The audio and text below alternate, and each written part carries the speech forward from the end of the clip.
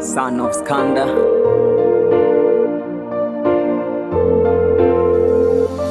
Hello Jesus, pole na kazi japo najua hauchoki. Weso kama binadamu, kuna jambo limeleta very serious.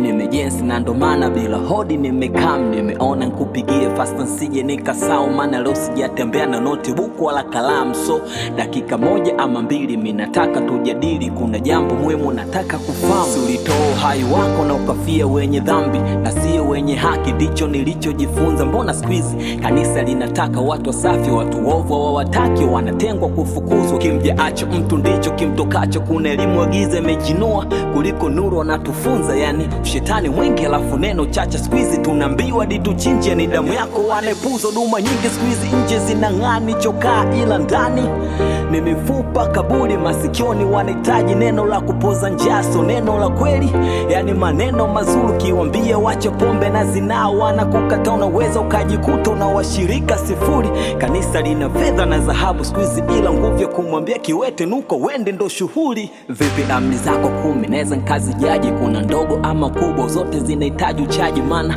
kanisa liko bize kukemea uzinzi wasilini kuliko ya hadharani mauaji. Moto umekuwa mkubwa hata kuliko wewe kumwambia Nebukadreza Mungu mkubwa kuliko moto yupo uliowapanda kuvunja kubomoa. Wapo kimya na wanapiga na makofi pindi ubaya wali upo. Haulitoa hesabu ya mitume 12 na kwa nini Yuda alikuwa hayupo hivyo?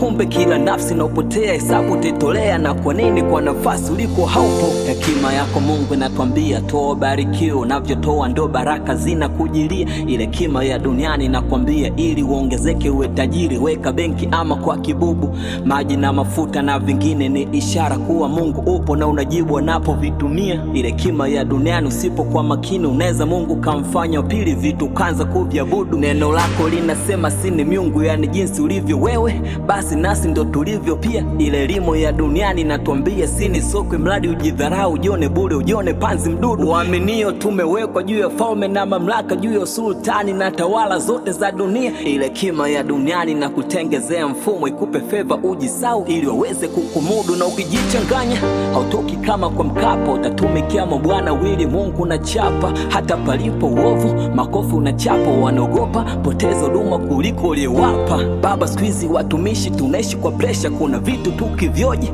unajichomesha. So uhuru wetu si vitu viwili, yani kuombea magonjwa labda tuna mvua zisiponyesha. Marq Records.